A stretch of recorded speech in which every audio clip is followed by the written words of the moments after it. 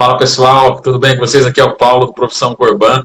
Nós estamos aqui nessa sessão de podcast que ensina todo e qualquer pessoa comum, empreendedor, a ingressar para o nosso mercado de crédito consignado e ter uma renda de no mínimo R$ 10.000 por mês. E o passo a passo, o caminho, a rota para que tudo isso se torne real e aconteça, você descobre aqui no nosso conteúdo, no nosso material que nós vamos estar entregando para você que quer ingressar para o nosso mercado, né, Van? É isso aí. Bom, o tema de hoje é medo de entrar para um negócio que pode vir a quebrar. Eu acredito que muita gente hoje tem medo de entrar no negócio e o maior medo é o medo de perder dinheiro. Muitas pessoas saem de um emprego, vamos dizer assim, trabalham em uma empresa e pegam o acerto e falam, vou montar um negócio, vou empreender. Essa época agora, esse último ano, aconteceu isso com muita frequência. Muita gente saindo de emprego, muita gente sendo mandada embora e resolvendo empreender. E aí eu acho que o maior medo do empreendedor, do aspirante a empreendedor, é perder esse dinheiro que investiu. E eu acredito que se você perde esse dinheiro, vem uma consequência de muitos outros sentimentos e outras coisas. E aí eu queria que você falasse aí pra gente, o que você acha que além do medo de perder dinheiro, o que a pessoa sente entrar num negócio com medo já de quebrar? A gente sempre fala que o medo ele dá uma travada na gente, né? E se você já entrar com esse medo que é normal, você procura, a gente falou ontem que você procura um negócio rentável. Então, com certeza, o maior medo é o medo de você, além de entrar num negócio que não é rentável, entrar num negócio que vai quebrar. E como que você vai descobrir se isso vai acontecer ou não? É complicado, né? Já que esse medo é muito latente. Você vai lá, investe seu dinheiro, às vezes compra uma franquia, vai lá e quebra o negócio.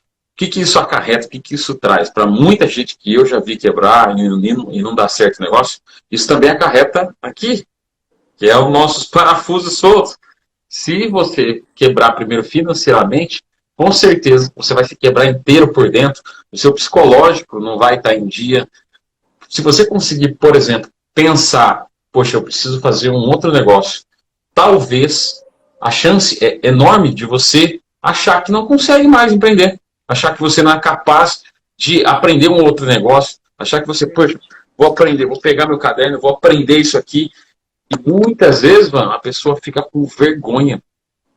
Não vergonha de falar que quebrou, mas vergonha de tentar de novo, vergonha de achar, meu, se eu quebrei mais uma vez, será que eu quebrar de novo? Eu não vou passar mais essa vergonha para minha família, para os meus amigos, para quem eu conheço. E às vezes o cara acaba entrando em depressão.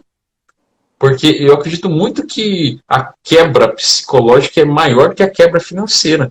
Porque a quebra financeira, se Deus nos der saúde, a gente tem saúde para poder correr atrás e trabalhar de novo, certo?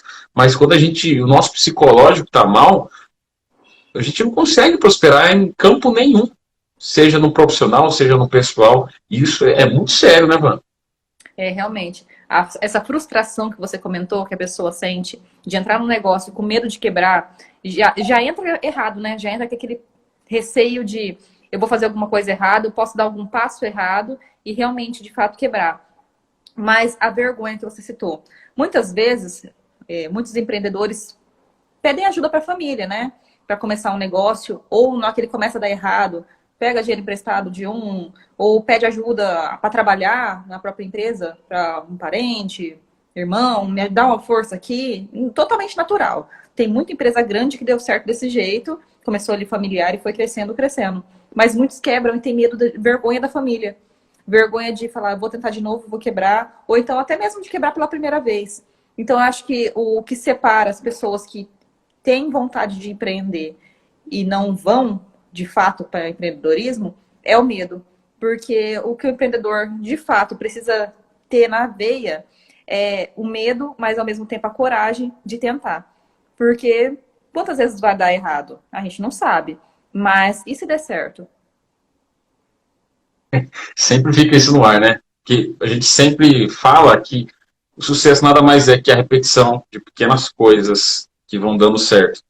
E quando a gente entende isso, esse medo principal é quebrado. Porque é normal a gente ter medo. Tá tudo bem, você tem medo. A gente tem medo de tudo que a gente desconhece. Mas se o medo chegar a paralisar a ponto de você já ter dado ruim com um negócio e não conseguir nem pensar em fazer outro, Você sempre vai ser um empregado, de repente, numa empresa que você, ou num segmento que você não vai estar contente, não vai estar com a rentabilidade que você gostaria, e não vai conseguir realizar tudo que você sonha, tudo que você almeja, uma viagem, construir uma casa, enfim. Tudo isso leva você a quebrar. Na hora que você quebra psicologicamente, eu tenho certeza que é muito pior do que quando você quebra só no financeiro. Porque o financeiro, a gente está ali para cair, levantar e aprender com o nosso erro. Mas só que quando a gente cai, para a gente levantar o nosso psicológico, tem que ter muitas vezes ajuda de pessoas de fora. Na verdade, analisando tudo isso, a gente consegue enxergar que existem dois tipos de quebra, né? A quebra psicológica e a quebra financeira. E quando a gente quebra psicologicamente, vamos explicar isso um pouco melhor, que parece que é um assunto meio complexo, mas a gente vê isso todos os dias. Vamos lá. Quebra psicológica e quebra financeira. A quebra psicológica é quando eu faço alguma coisa que eu não gosto, ou então não tenho uma missão na empresa, não tenho um objetivo desenhado, e aí eu estou desmotivado, eu não vou trabalhar no horário certo, eu não faço fluxo de caixa, eu não faço o que tem que ser feito, o que o empreendedor já sabe que tem que fazer. Entrada e saída, comprar mercadoria, quem compra mercadoria num preço mais barato, e aí fazer essa pesquisa. Você começa a não fazer esse monte de coisa, e aí o seu psicológico fica abalado e, consequentemente, entra a quebra financeira. Porque você não fez o que precisava ser feito, consequentemente, você não vai ter dinheiro em caixa, e aí você quebra de fato, que é a hora que não tem mais grana na empresa e você, de fato, tem que fechar. E existe ao contrário. A quebra financeira primeiro, que depois afeta o psicológico. O cara passa por um problema financeiro, por um problema de saúde, e aí não entra dinheiro em caixa, ele não consegue pagar as contas, honrar com os compromissos, e aí, consequentemente, isso começa a acarretar problemas na família, e aí ele começa a ter frustrações, e aí pronto, desandou. Então, esses dois problemas, todas as empresas, elas vão passar por esse processo. Ou ela quebra financeiramente, depois o psicológico vai pro pau, ou então ela quebra psicologicamente, na consequência ao contrário. Mas o que de fato fica quando como você disse, quebra financeiramente, é o menor dos problemas. Porque se você está com o psicológico em dia, você vai lá, corre atrás do prejuízo, abre um outro tipo de negócio, ou então reinventa o seu próprio negócio. Mas o que eu vi nos últimos anos é que o maior motivo da quebra financeira são crises. E as pessoas não sabem lidar com essa crise no momento que ela acontece. Um exemplo agora, o último foi a pandemia. Muitos negócios quebraram porque não souberam lidar com a pandemia a tempo. Negócios fechando. Vamos falar aí, por exemplo, varejo. O varejo teve que fechar as portas. E pelo jeito vai ter que fechar de novo, né? Alguns lugares eu vi que está entrando em fase vermelha novamente. É um assunto chato de se falar, mas é realidade. Se você quer falar sobre empreendedorismo, você tem que estar ciente disso. E aí, quando você tem um negócio que precisa estar com a porta aberta, você sofre. Um outro exemplo que a gente falou foi sobre eventos. O que você acha da área de eventos hoje, com pandemia ou com crise que seja?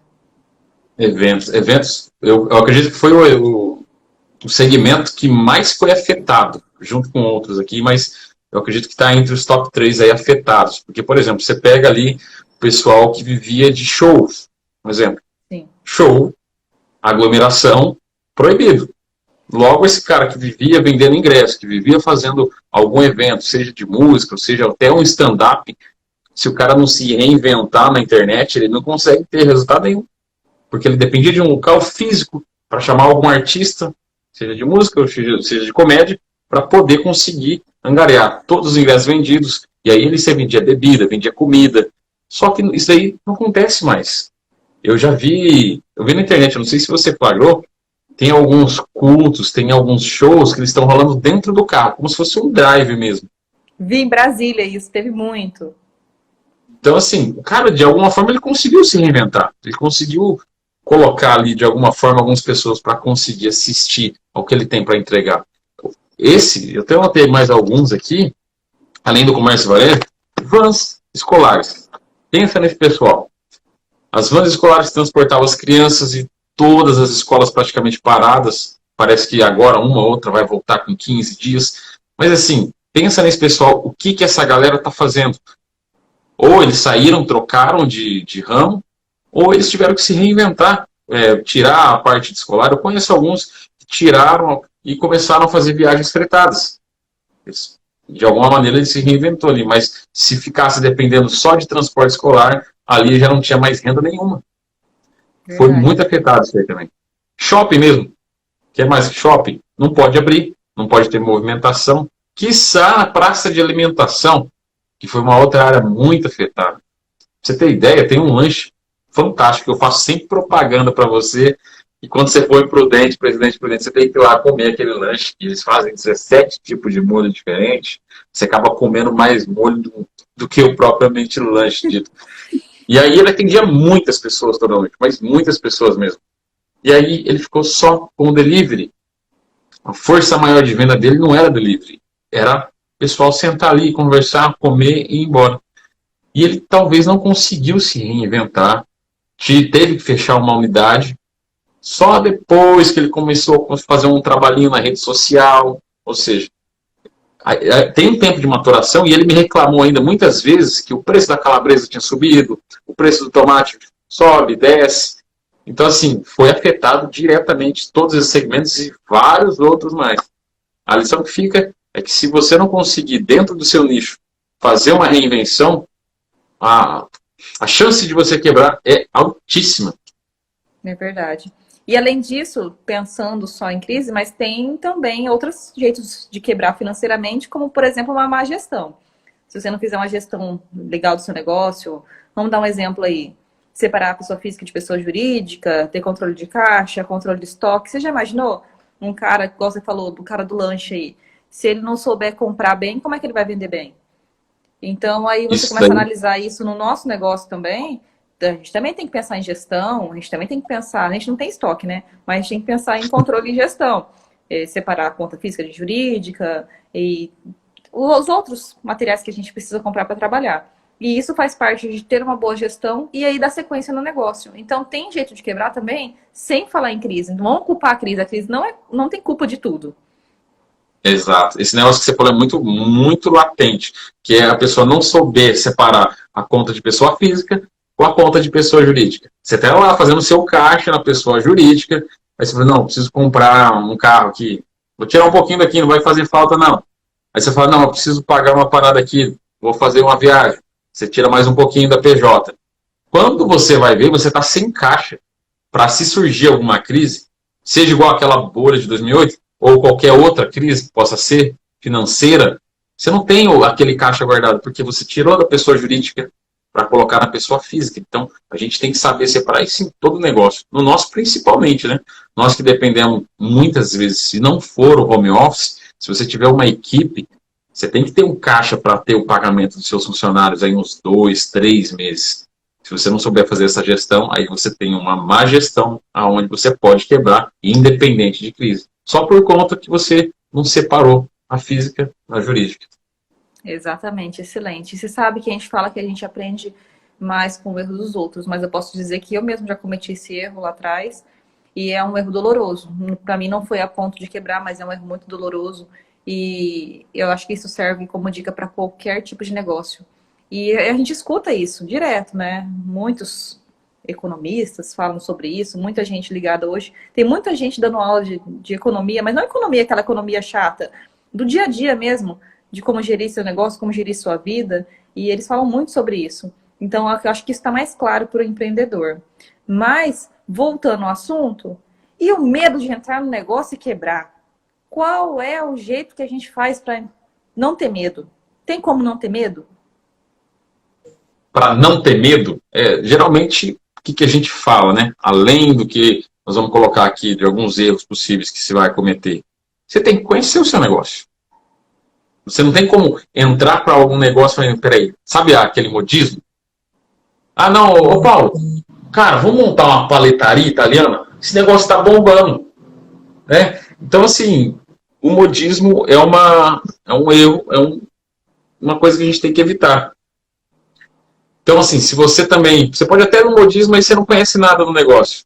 Não vai fazer sentido nenhum, porque você tem que, de verdade, absorver, estudar de um contexto de uma forma geral antes de entrar para qualquer negócio. E aí você pode quebrar o seu medo estudando. Mas eu acho que, de fato, em resumo, o medo nunca vai passar, né? Uma hora vai ser medo de uma coisa, outra hora vai ser medo de outra. E o que a gente entender é que o empreendedor ele tem que entrar com medo mesmo. Ele só tem que se cercar de máximo de informações possíveis para errar o menos possível, porque empreendedor tem que arriscar, tem que ter coragem para ir lá e fazer. Agora, evitar a quebra, aí sim dá para evitar a quebra. E por isso nós viemos com uma receita. Os 5 erros que você deve evitar. 5 erros que você deve evitar. E o primeiro, o Paulo já deu até um spoiler, que é entrar para o negócio sem conhecer. A gente conheceu aí, como você acabou de dizer, paleta mexicana, que foi um modismo de alguns anos atrás. As pessoas falavam, nossa, achei um mega negócio. Paleta mexicana. E aí foi todo mundo fazendo. Ainda existem algumas, né? Aqui na minha cidade tem uma, por exemplo, muito famosa, vende ainda, mas várias quebraram e ela sobreviveu. E aí a gente provavelmente tem outros negócios aí, me vem à mente. 1,99. Você lembra dessa época do 1,99? Ainda tem bastante, viu? Tem bastante. E você vê que vende vários produtos lá, mas muitas vezes o cara fala, aluga um espaço aqui bacana, vamos colocar, vai ter um fluxo de movimento grande na sua loja, mas a rentabilidade desse produto a gente sabe que é muito baixa e está aí um erro. Não siga a modismo. É muito legal você pesquisar as tendências das coisas para poder iniciar o seu negócio, Muito mas legal. o mais bacana de tudo isso é você criar uma tendência. Pesquisa dali, tudo que vai gerar não só de renda, mas que a gente fala de resolver algum outro problema. E aí você vai conseguir montar um negócio sem seguir o modismo. Você vai criar uma tendência. E aí parte da rentabilidade também. Tem um outro modismo que me veio agora à mente, foi Lan House. Teve uma época que era... Hoje em dia já não... Tá totalmente em desuso, né? Mas teve uma época que era Lan House, tudo quanto é lugar que você achava, tudo quanto é garagem, tinha uma Lan House. E aí, seguia essa moda. Também teve loja de bijuteria. Todo quanto é comércio, você andava 3 comércios, um era loja de bijuteria. Eu andava mais 3, outro era loja de bijuteria. E aí, você fala, né? Se você segue a moda, as chances são de que na hora que a moda passa, ela quebre. Alguns não quebram, como você falou. Tem bastante gente aí com paleta aberta, tem bastante 99. A gente não tá dizendo que todo mundo vai quebrar. Mas, provavelmente, se você seguir a moda, as chances são que essa moda caia, você quebre. Então, não seguir o modismo, procurar conhecer o negócio, mesmo que você queira seguir o modismo, mas conheça o negócio que você vai entrar. Essa é uma das principais dicas que você, se você conseguir absorver a ideia central de conhecer esse negócio, que é estudar, de fato, todos os assuntos relevantes, ele ser moda ou não vai fazer tanta diferença.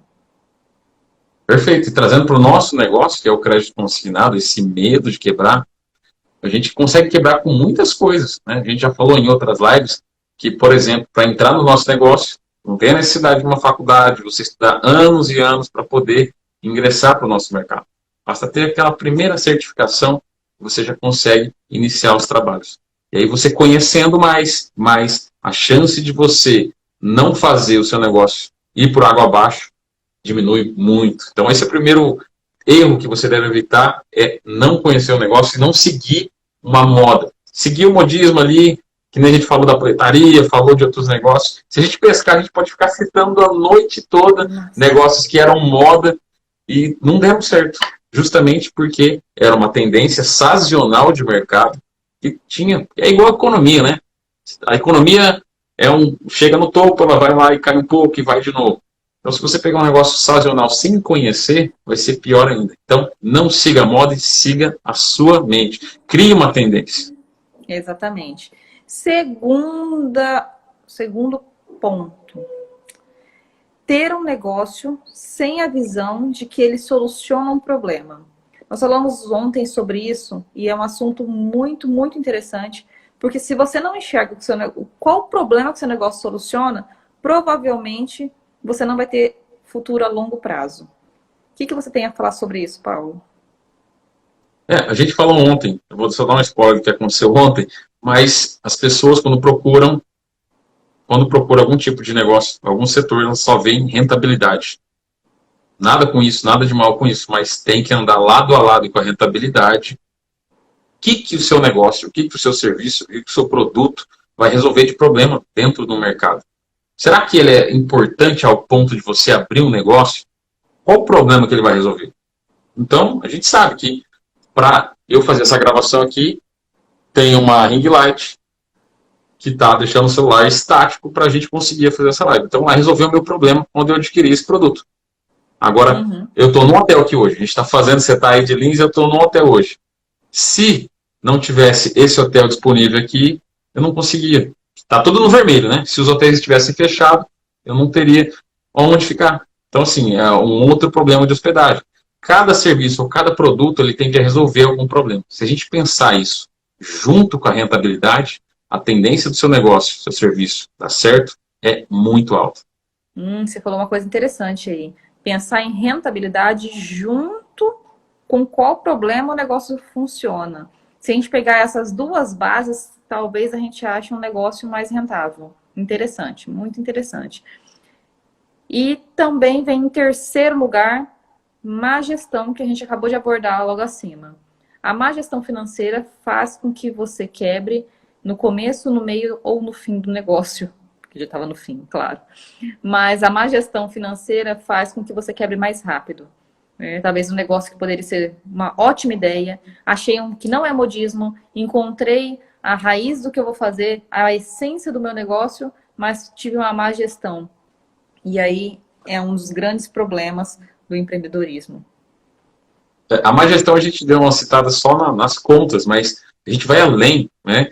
Por exemplo, no nosso negócio, se a gente for atrás de um produto que o banco nos forneceu, em que a rentabilidade está lá embaixo, a gente pode até conseguir fazer várias vendas, mas no final da conta, a sua conta que você começa o mês com funcionário, aluguel, todos os sistemas que precisam se pagar, vamos dizer que tem vamos dizer um valor irrisório aqui, um valor só de exemplo. Sejam 5 mil reais as suas custas mensais e você fez com os seus contratos 4.500. Ou seja, a sua má gestão foi em escolher um produto que não te dá uma rentabilidade boa. Logo, você não conseguiu fechar a conta no azul. Então, quando a gente fala de má gestão, tem a ver com vários e vários processos. E se você não se ligar, você pode quebrar, que nem você falou, você pode quebrar no início, você pode quebrar no meio, e você pode quebrar tendo 10, 12 anos de negócio. Como eu já vi acontecer. Por esses anos que a gente roda. Então, você também, que já passou pelo balcão, já teve a experiência do home office, e já teve também, está tendo a experiência do call center, você vê que várias coisas, se você não tiver uma gestão bacana, você consegue quebrar em pouquíssimo tempo. Pouquíssimo tempo. Eu acredito que no nosso negócio ainda mais rápido, né? E o quarto Você imagina também? Oi? Você imagina também, você que já teve loja de roupa, se você compra uma coleção errada, se você compra abaixo do estoque que você precisava, você pode falar mais disso.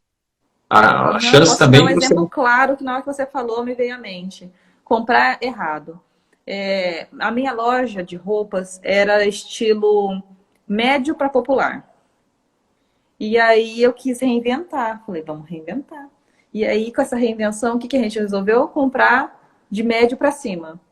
Então, assim, na época eu vendia roupas, vamos dizer assim, eu não lembro agora, tá? Mas vamos dizer assim, que era uma média de 70, 100 reais uma peça. E aí a gente foi lá e comprou uma coleção que ia ser vendida no preço final a 250, 300 reais. E essa reinvenção foi uma má escolha e não foi o motivo central de quebrar, tá? Mas foi uma má escolha de coleção, uma má escolha de uma má gestão, porque a gente tinha uma linha de vendas e eu quis reinventar e colocar uma coisa que não fazia parte da cultura da empresa, não fazia parte do que as pessoas já conheciam da empresa. Talvez deveria ter feito isso numa forma menor, talvez comprando um pequeno pedaço da coleção e vendo se daria certo. Mas não, a gente comprou uma coleção enorme e eu tenho essas roupas até hoje. Mas isso que é muito louco, né? Porque a gente falando de gestão e pessoas que trabalham com estoque, tem mais chance ainda de quebrar. Por quê? Porque são mais coisas para fazer, processos e gestões. Logo, se você não anotar as coisas que você tem que fazer e se ligar em todos os processos, meu, é tanta coisa para a gente gerir quando você tem mais estoque. Você deu exemplo em off que a gente estava conversando de uma marmitaria, de um restaurante, né? Eles têm que fazer ali a gestão de quantos alimentos eles têm que comprar, fazer a gestão também dos alimentos para ver se estão frescos ou não, se o local se está sendo limpo ou não, se as pessoas que estão ali naquele setor, naquele bairro, elas gostam daquele tipo de comida. É tanta coisa para fazer gestão dentro do meio de comida, né? E a gente fica assim, nossa, é tanta coisa. A gente até tira o chapéu para essas pessoas, porque é muita coisa. E se ela não se ligar nisso, ela também quebra muito rápido. Mas sabe que você deu um spoiler antes de eu falar o tópico, né? Mas o tópico é falta de processo. Então, o quarto seria falta de processo, que é o que a gente está falando agora. Um exemplo disso é uma pastelaria, por exemplo. Aqui na cidade tinha uma pastelaria, aqui não, em Promissão, na outra cidade que eu morava. Tinha uma pastelaria que ela era muito famosa. E aí lotava de gente, lotava, lotava. E aí eu pensei, né, como que o cara consegue fazer tão rápido, em tão pouco tempo? Depois eu pensei, lógico, com processo, né? Uma pessoa tá lá abrindo, a outra tá colocando o recheio, a outra tá lá fechando, a outra tá lá fritando. E aí eu pensei, isso serve para qualquer negócio. Se não tiver processo, um processo bem definido, ela provavelmente vai quebrar no futuro por falta de processo. Porque aí vai parecer que não dá tempo. Dava tempo de fazer. Vamos lá, 1000 pastéis na noite. Não faz ideia do que eu tô falando em relação ao pastel, tá? Mas eu quero dizer que às vezes a pessoa poderia fazer mais naquele tempo e ela não faz por falta de entender um processo. Ao mesmo tempo que um faria uma coisa, ele tá achando que ele tem que fazer 10. Não tá bem desenhado e definido as tarefas de cada um. E mesmo que seja um só, esse um só tem que ter definido todas as suas tarefas para conseguir dar conta do recado e aí sim produzir mais, e aí vai fazer ter dinheiro, mais dinheiro em caixa e aí sim fazer a empresa andar. Perfeito. O processo, se a gente parar para pensar nessa palavrinha, processo nada mais é que vários conjuntos de atividades executadas que, se elas estiverem interligadas, aí tende a funcionar de forma perfeita. Um exemplo bom que a gente gosta de dar é o exemplo do trigo. O trigo, o agricultor está lá semeando, o pessoal vai lá, faz a colheita e entrega para o pessoal que vai fazer a farinha. Ou seja, ali já tem uma transformação e tem essa ligação. Aí depois o cara que faz a farinha de trigo vai e entrega para o confeiteiro, entrega para o padeiro, ele vai lá e faz o pão que entrega para o consumidor final. Ou seja, tudo isso está interligado e existem vários processos até chegar a isso.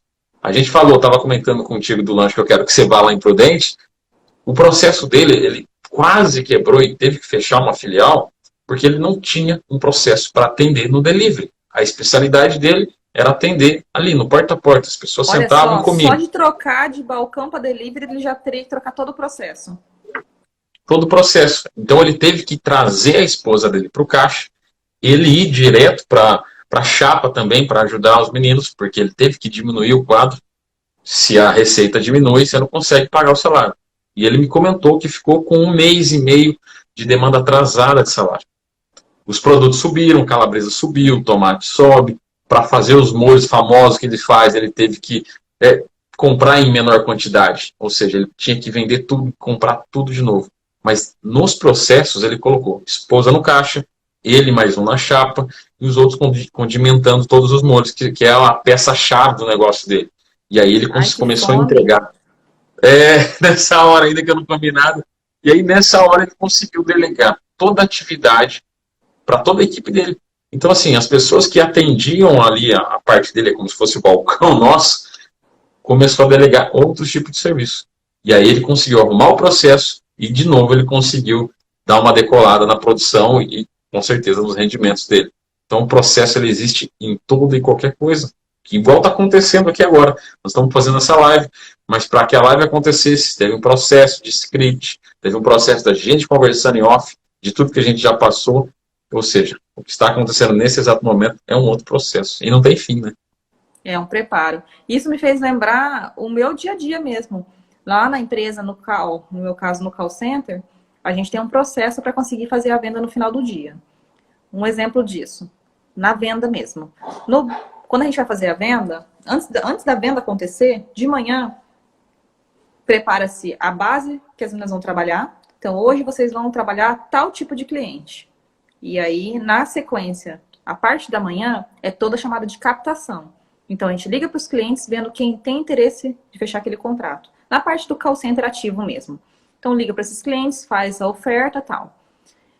Na parte da tarde, é só para oferecer o valor. Então, de manhã, a gente vê o interesse no crédito. O senhor tem interesse?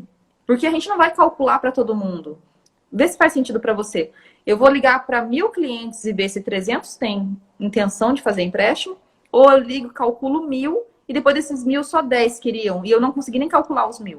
Então a gente separa manhã da tarde. De manhã a gente capta, faz a captação, vê todos os clientes que têm interesse, se interessam por algum valor de crédito, para aí sim a gente demandar tempo para poder atender esses clientes que têm interesse. A parte da tarde é a parte de fechamento. Então tá todo mundo concentrado fazendo fechamento. Todo mundo ligando para cliente, todo mundo passando valores para esses clientes, mandando contrato, recebendo contrato. E a parte mais legal disso tudo é que tá todo mundo falando a mesma língua. Todo mundo de manhã captando, todo mundo à tarde retornando e fazendo fechamento. Então esse é o nosso processo de vendas. Eu simplifiquei ele, lógico que ele tem suas nuances aí, um pouco mais complexo, mas esse é uma pincelada do que acontece na área de vendas. É o processo que faz chegar no final do dia e ter as vendas. Isso daí é muito louco, porque você colocou várias atividades de manhã, várias atividades ali depois do almoço e no final da tarde, para você enxergar tudo isso e não cometer aquele outro erro que a gente mencionou acima, que é uma má gestão. Você entende que é tudo interligado, essa parte de processo?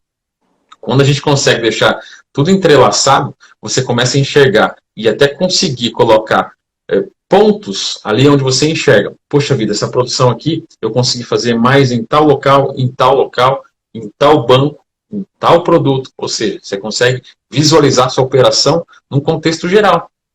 Isso serve para qualquer segmento, não só para o nosso. Como o rapaz da lanchonete lá, que eu já estou com o estômago azul, ele pegou, recodificou todo o processo dele, as pessoas também, ele realocou, e ele conseguiu, de novo, ter uma alta nas vendas dele. Não só para o nosso negócio, para qualquer ramo vai funcionar. Se você conseguir colocar um processo e as atividades, uma após a outra, tal que elas fiquem interligadas, e aí você vai conseguir ter uma gestão muito melhor. Muito bem. Então, a gente disse que nós íamos falar sobre 5 erros que você deve evitar. E o quinto deles é não ter uma cabeça de empreendedor. Quando a gente fala não ter cabeça de empreendedor, a gente nasce já com o chip de empreendedor? Sim. Não. Alguns já nascem com o chip de empreendedor. Outros treinam para isso, né? Para ser empreendedor. Estudam e se dedicam para ser empreendedor. Mas o que é não ter uma cabeça de empreendedor? Que é o assunto. Não ter uma cabeça de empreendedor, eu posso dar um exemplo. Que é o que eu já mencionei um pouco antes. Eu era empregado e eu tinha que bater o ponto na minha empresa às 8 horas da manhã e sair às 6 horas da tarde. Então, eu já tinha um horário desenhado e sabia que alguém estava supervisionando esse horário. Porque se eu chegasse atrasado, eu provavelmente levaria uma advertência. Ou até, no pior dos casos, seria dispensado. Agora, vamos supor que eu resolvi abrir um negócio porque eu estou cansado de alguém me cobrando horários. Legal, muito bacana essa ideia. Só que aí eu não tenho uma cabeça de empreendedor. E aí eu acho que simplesmente fazer do jeito que eu quero é o suficiente. E aí eu abro um restaurante para servir almoço e meio-dia eu não tô com as portas abertas ainda. Aí não tem chance de dar certo. Não tem como. E aí eu falo, tem que ter cabeça de empreendedor e se não tem que treinar para isso. Certeza. Quando você fala isso aí, faz a gente pensar em coisas além. Porque muitas pessoas que sonham, poxa, eu queria ter meu próprio negócio. Eu queria, como você falou, ter uma maior liberdade para meus horários, colocar minhas ideias para fora, e muitas vezes não acontece, porque a pessoa não tem essa mente empreendedora, não tem a cabeça de pensar. Ele pode até pensar, poxa, essa ideia aqui podia funcionar, aquela outra ideia podia funcionar, mas ele não tem nem a menção de chegar no chefe dele e poder falar. Isso também faz parte de uma mente empreendedora, porque de repente o cara escuta uma ideia sua e fala, poxa, eu vou colocar em prática. E aí você já pensa, poxa, se ele está colocando uma ideia minha em prática, eu posso usar isso para o meu negócio. E aí você se liga que você tem a capacidade de fazer.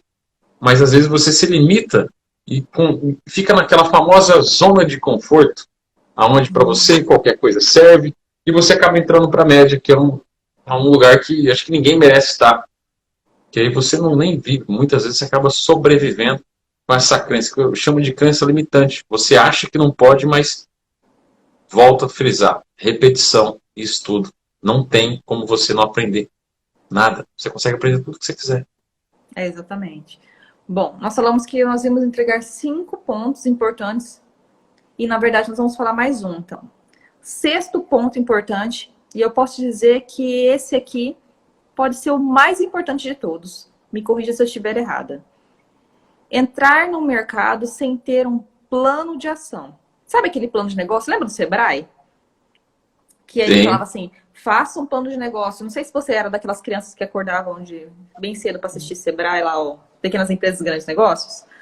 Então, eu era domingo, antes da corrida. Eu era essa criança que acordava cedo para assistir Pequenas Empresas, Grandes Negócios. Mas, enfim, lá eles te ensinavam você ter um plano de negócios antes de abrir. E parece uma coisa tão formal ter um plano de negócios. De fato, pode ser dizer até que é formal ter um plano de negócio. Mas vamos estudar de fato o que significa isso. Ter um plano de negócio é saber quais são os passos antes de abrir, quais são os primeiros passos depois que você abriu e qual é o plano dali para frente. Então, acredito que se você fizer um plano do seu negócio, qual é o plano, grande plano, quais são os passos que eu vou dar, passo a passo, rota, plano, planejamento, dá o nome que você quiser para isso. Mas você precisa saber qual é o passo que antecede isso, na hora que você abre o que você vai fazer, depois disso, como vai ser seu passo, ou até quiçá seu ano, ou então daqui 2 anos, qual é o planejamento para isso. Pode ser que não dê certo, pode ser que você tenha que desviar o caminho, mas você tem que ter um plano. Você já imaginou sem plano, então? Exatamente. A gente fala muito em cronograma, né? Não pular etapas, a gente fala também, que faz parte do plano de ação. Quando você vai entrar para qualquer tipo de segmento, depois, beleza, você descobriu que o negócio é rentável, você descobriu que é um problema bacana de ser resolvido, mas como que eu vou chegar para começar? A gente já sabe os erros que você tem que evitar, mas por onde começo? Qual que é o primeiro passo? Com certeza, se a gente pensar nessa linha, você não pula nenhuma etapa, você não quer construir o telhado antes de construir a base. Não tem como você construir uma base diretamente do telhado, a não ser que existe uma fórmula nova aí para apresentar para a gente. Mas, enfim, no nosso ramo, você tem que tirar a certificação, é o primeiro passo. Não tem como seguir em frente. Você não consegue cadastro em banco nenhum, você não consegue cadastro em nenhuma promotora de crédito. Então você não tem como trabalhar se você não fizer esse primeiro passo de estudar a apostila, vai lá e come a apostila mesmo e faz a prova. Você tem 2 chances. Esse é o primeiro passo. E aí tem vários outros passos, que é o que a gente está entregando aqui para vocês toda quarta-feira. E hoje nessa live surpresa. Tem mais coisa ainda, com certeza. E terão muitas coisas surpresas por aí, né? Mas, recapitulando, Paulo, quando a gente pensa, olhando para o nosso negócio, olhando para dentro de casa agora, que até agora a gente analisou da janela, né? Da sacada, olhando o vizinho, os vizinhos. Agora vamos analisar para dentro agora. O que a gente pode analisar? O primeiro passo, entrar no negócio sem ser modinha. O nosso negócio é modinha? Definitivamente não. Olha o tempo que esse negócio está aí ativo, sempre fazendo movimentar a economia e eu acredito que por muitos e muitos anos, porque a economia precisa desse tipo de negócio, então ele não vai sair vamos supor, do auge aí tão cedo.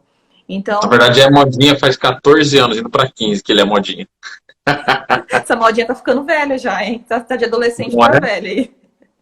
E aí depois a gente tem ter um negócio sem ter uma visão geral de que problema ela soluciona.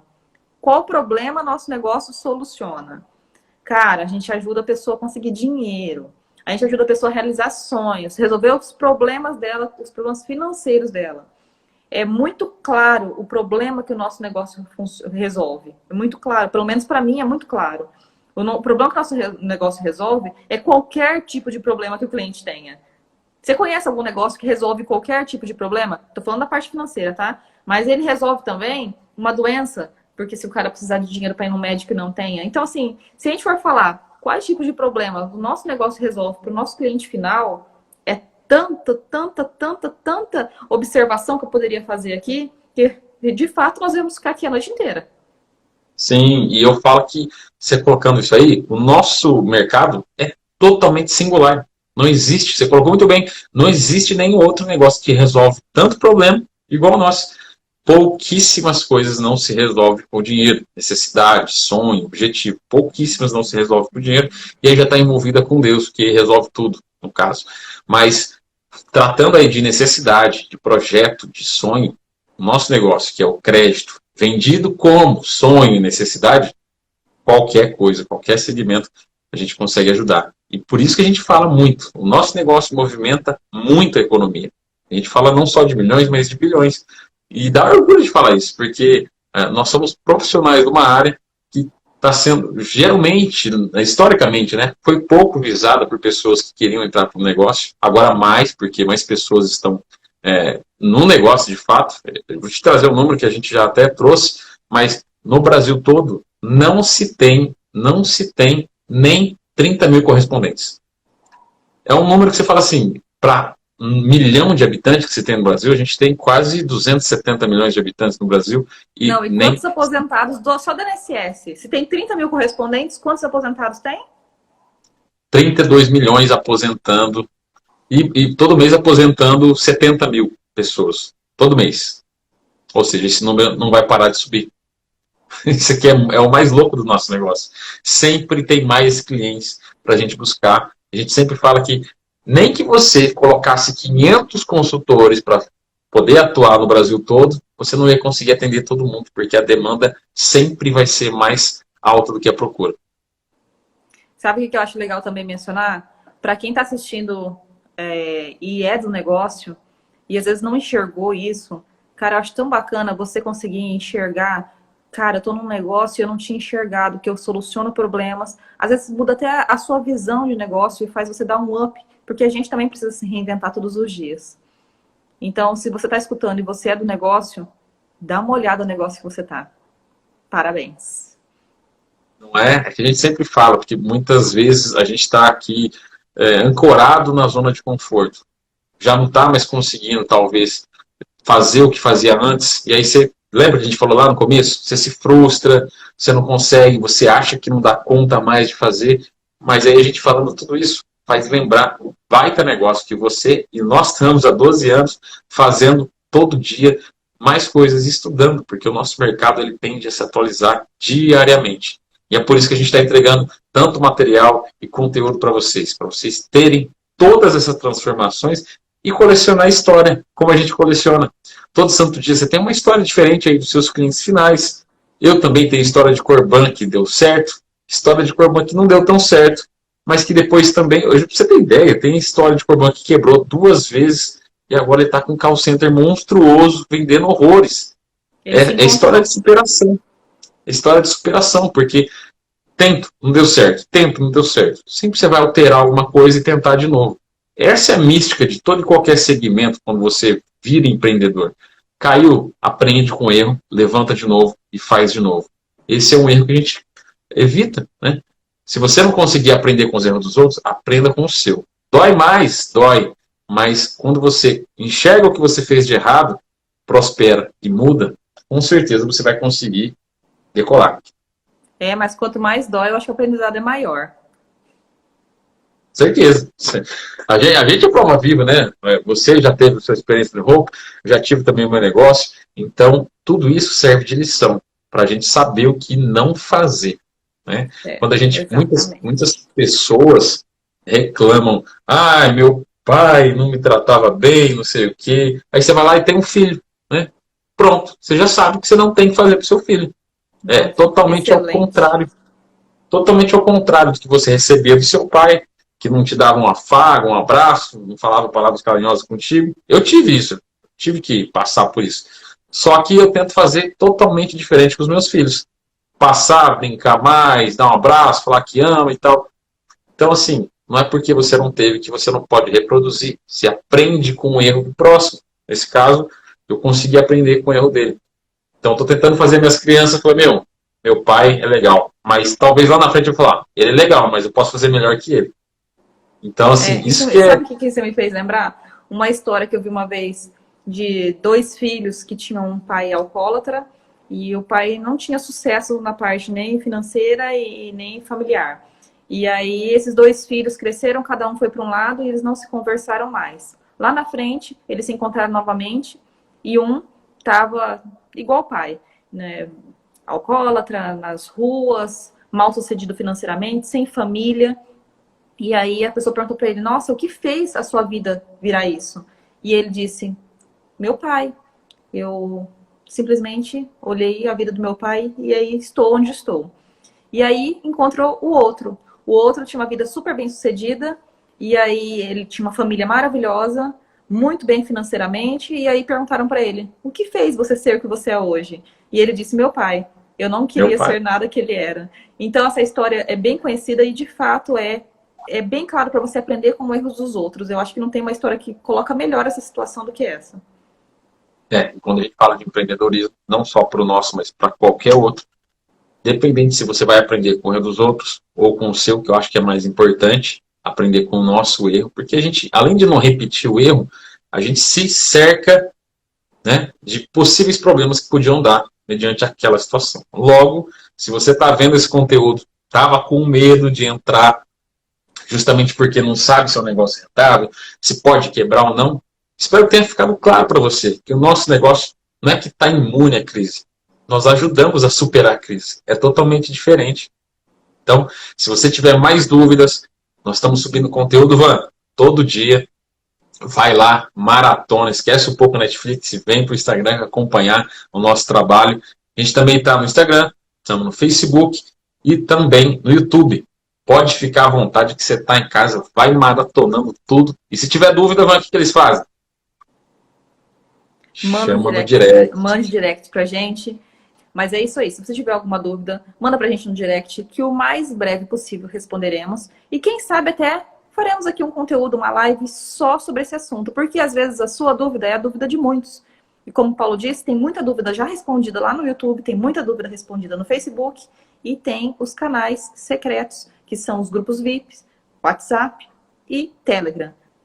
Fechou, galera. Obrigado. Quem estava aí, quem está assistindo no gravado, Van, tamo junto. Valeu, beleza, boa noite. Até mais, gente. Tchau, tchau. Valeu.